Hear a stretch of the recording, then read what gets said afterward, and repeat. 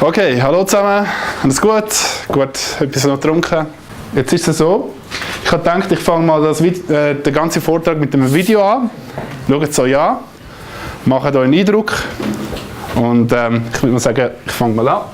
Schaut ganz genau an, was so passiert mit der Dynamik zwischen den zwei Personen. Es fängt jetzt ganz von vorne an, ich habe es ein bisschen zusammengeschnitten, weil es geht ein relativ langes Video. Ich habe einfach mal so das Spannendste für euch zusammengeschnitten. I'm confronting my fears. Okay. I'm trying to get my social fears, talking to beautiful women and people on the street, to show people how to break out of anxiety. Massively afraid to talk to you. How am I doing? Johnny. Hi, Joey. No, I am nervous because it's like I've fully met you now. How do you know that I'm just being on the night? No, you're not. I can feel it. I can tell by your. Everything, even your own personality is just an act because Oh, we have to meet. We have to never meet. discover. We have to meet. I'm not even living here. Where are you living? Probably I'm going back to Slovakia. Okay, so you miss out, you lose out on a romantic night who's cheesy and breaks his fears by running up to... You know what? Funny enough, And releases. because I like to have gestures. I'm gonna be back in July, so if you still think at this point that it might be a least fun or a meeting. Is your birthday today? Can I give you a birthday kiss? I just go straight into it. Happy birthday. May I? How do Yeah, no. Slovak way? Okay, how do you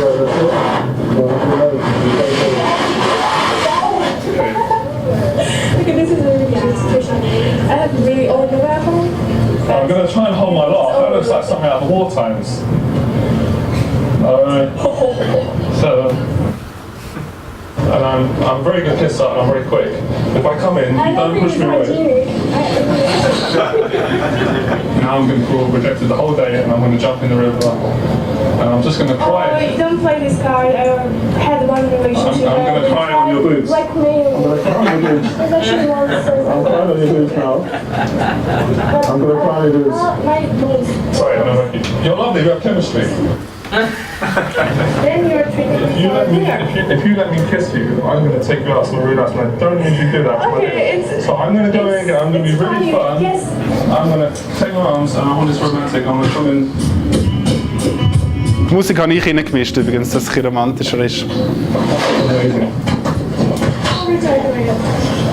I'd say about 150,000 views, but you want to text me whether you are. You're beautiful. You just make me happy. Genau anschauen. Gotta stay calm. Gotta stay calm. That's not part of the plan of the video. That was fucking amazing. That's the power of self-amusement, letting go. I can't believe what just happened to me. Okay.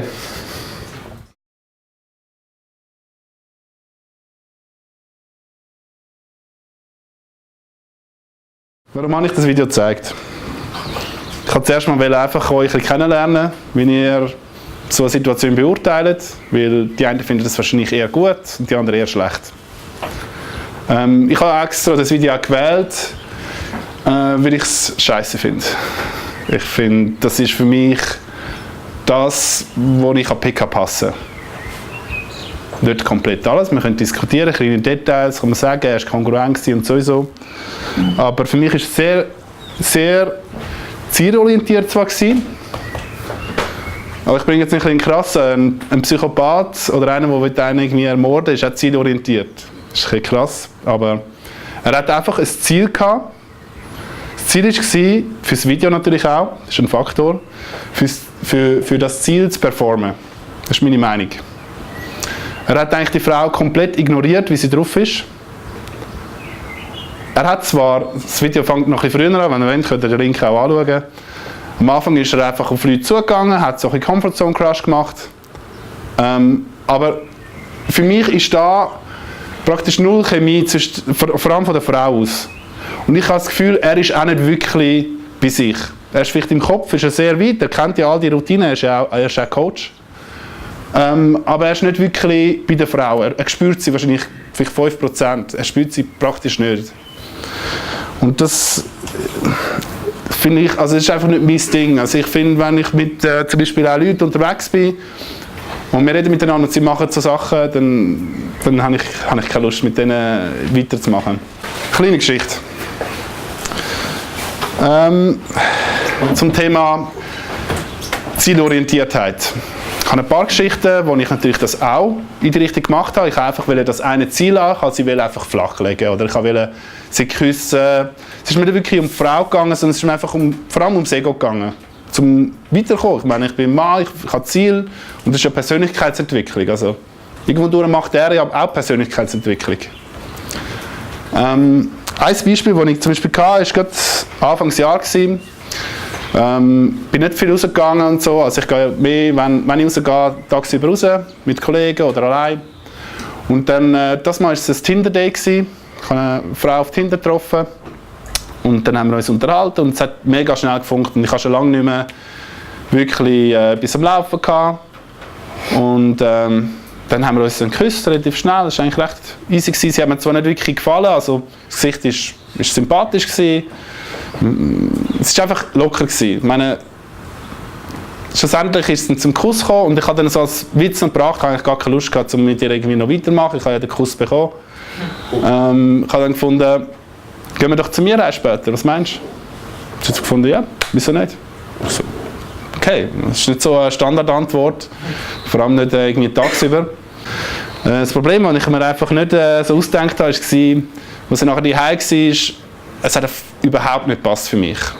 Sie war sehr spitz, sie hat es unbedingt wollen, aber es hat einfach wirklich nicht gepasst. Sie hat auch nicht, also für mich ist zum Beispiel der Körpergeruch sehr wichtig, es ist nicht kompatibel gewesen, sage ich so.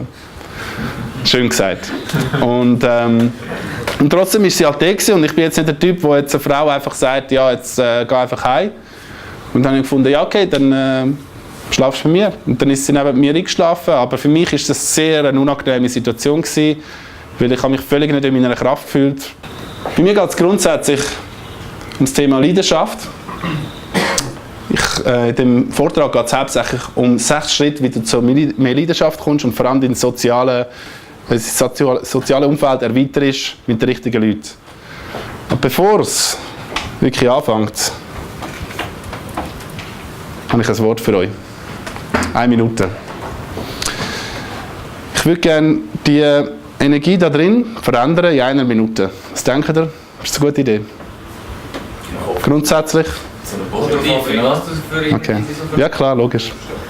Dann würde ich euch bitten, dass ihr alle mal aufsteht. Und dass ihr euch jemanden sucht, den ihr nicht kennt. Am besten nicht kennt.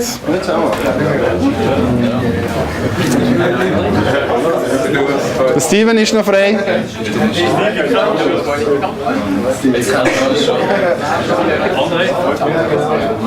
Hat jeder jemand? Hat jeder jemand? Gut. Also ich tue jetzt eine ausstellen. Die Aufgabe ist folgende. Ich will, dass ihr euch für 1 Minute lang gegenübersteht und nur in die Augen schaut. Nur in die Augen.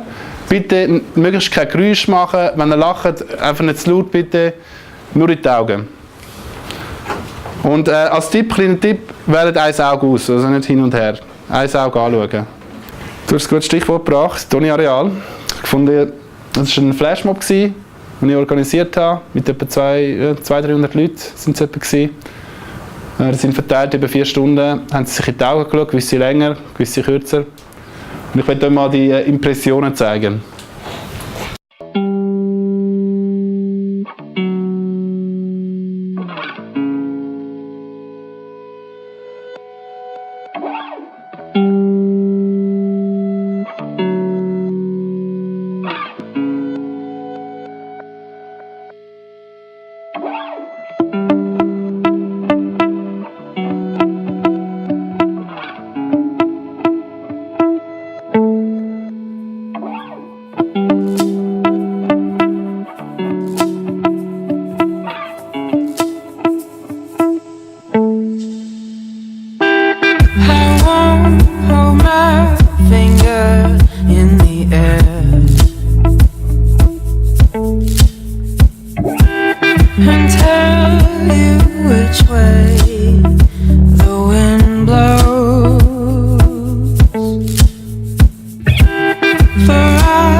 have tried so many times.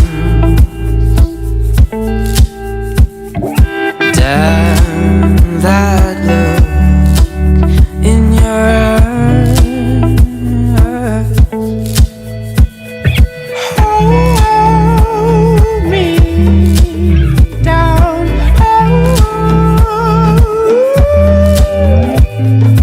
Hold me down.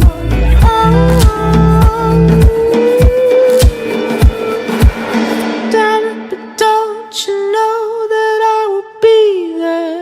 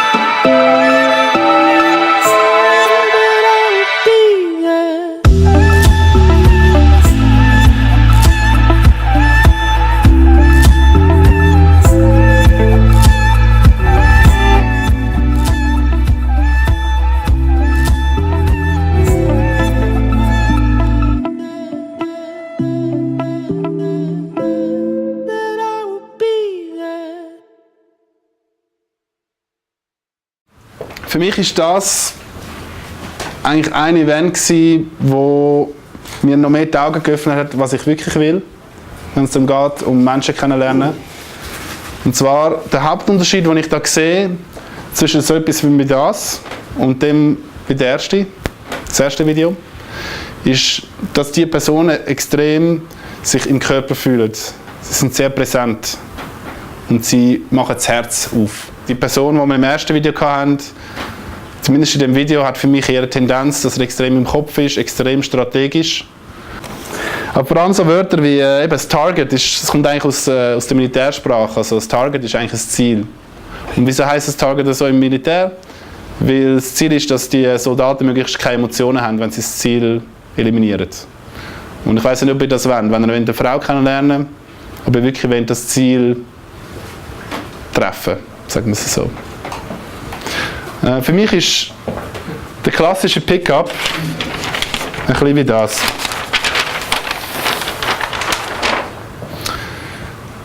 Da unten ist der Anfänger-Pickupper.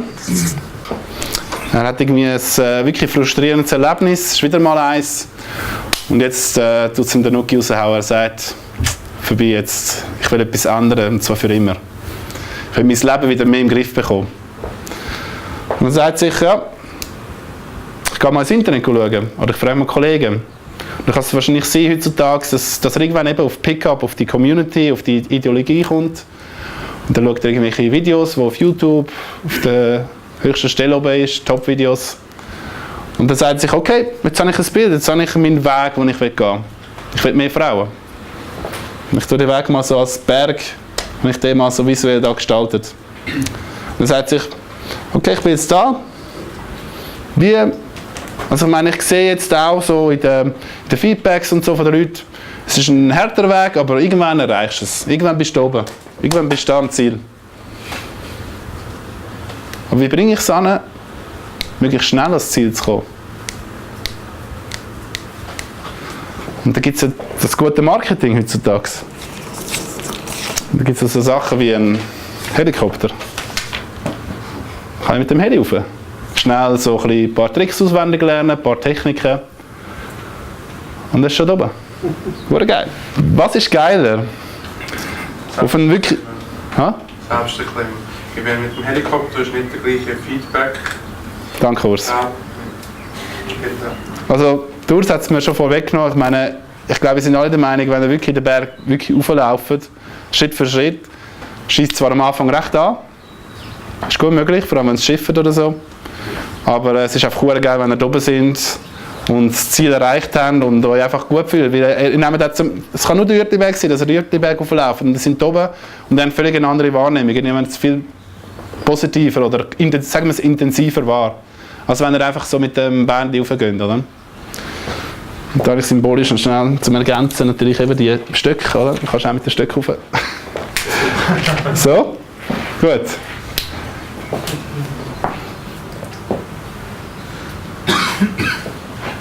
Der erste Schritt, um das zu finden, was sich wirklich trifft ich muss vielleicht noch ein bisschen ergänzen. Also es geht darum, für mich, ich muss noch eine kleine Story ergänzen. Und zwar, ich bin bis ein bisschen mehr als vor einem Jahr bin ich in einer Beziehung gewesen, meine erste richtige Beziehung.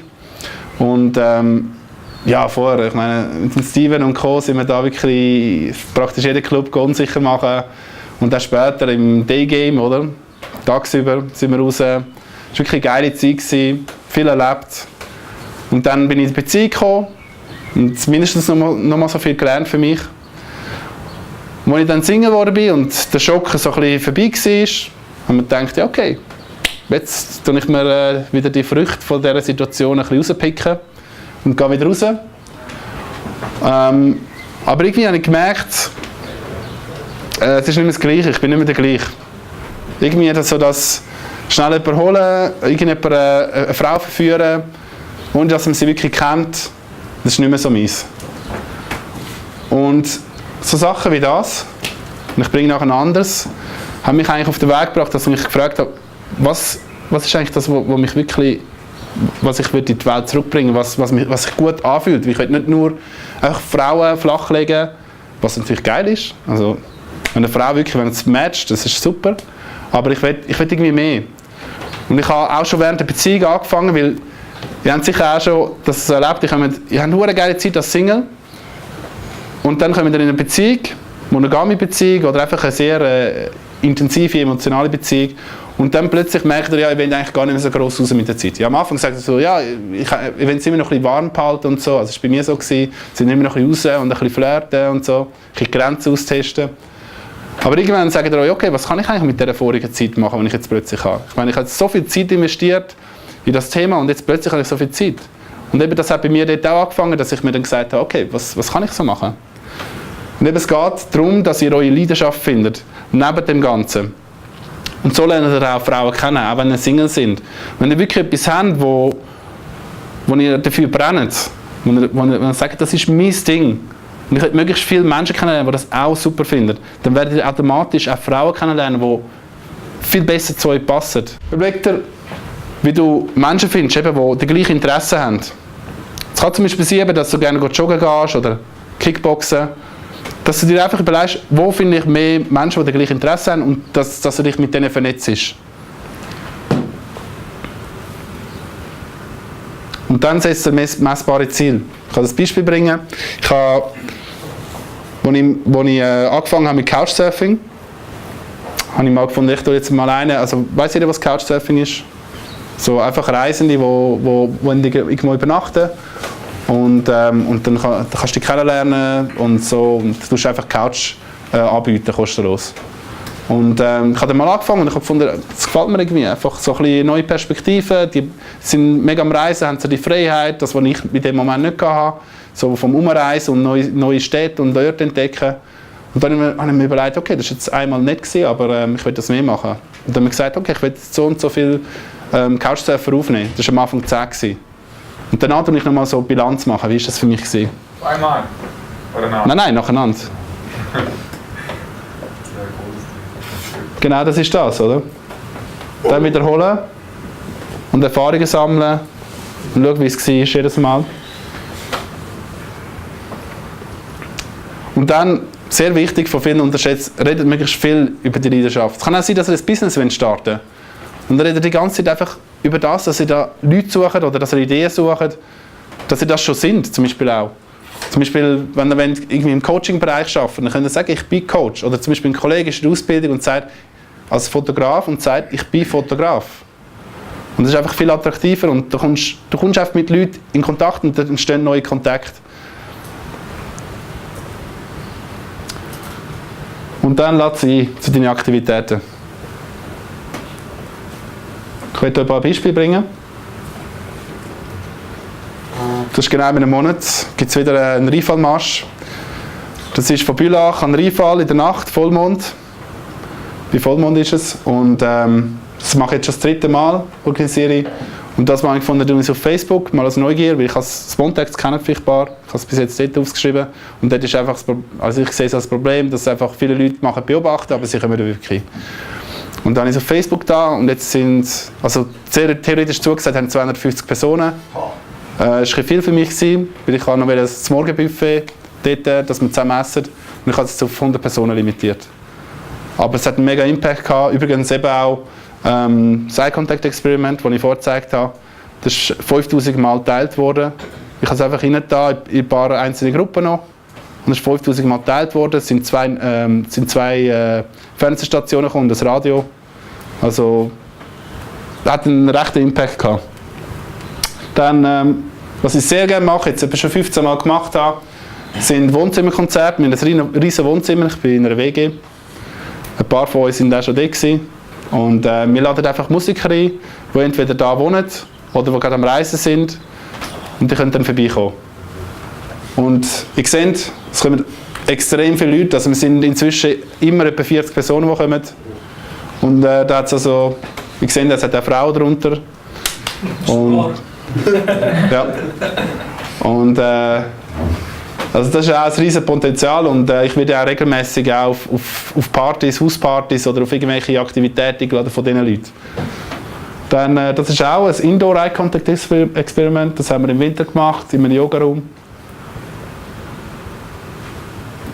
Dann, das ist eben so Nördlinge, auf der Uetliberg sind wir mit den Fackeln.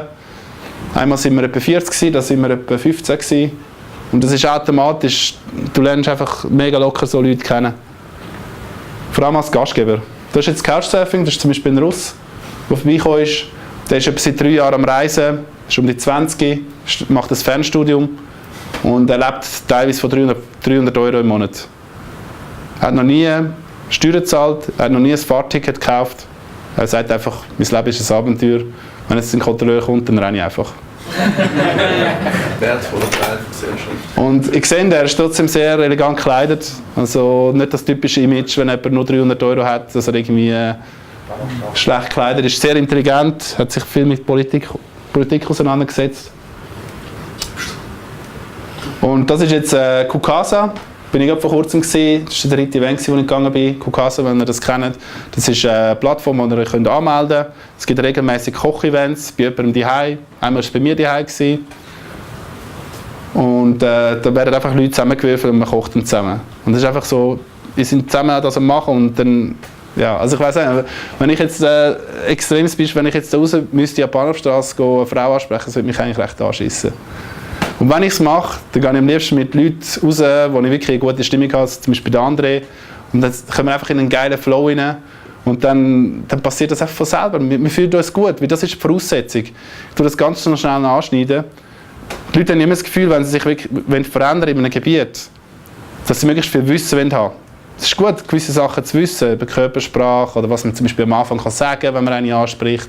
Oder was heisst, wenn eine Frau Nein sagt, dass es nicht immer genau wie sie es sagt. Und, aber was viel wichtiger ist, ist zum Beispiel, was du dir sagst, wenn eine gewisse Situation passiert. Sagen wir zum Beispiel, du bist irgendwie am Hocken, im Kaffee, es hat 2 Frauen gegenüber, du schaust sie an und sie sind miteinander am Tuscheln.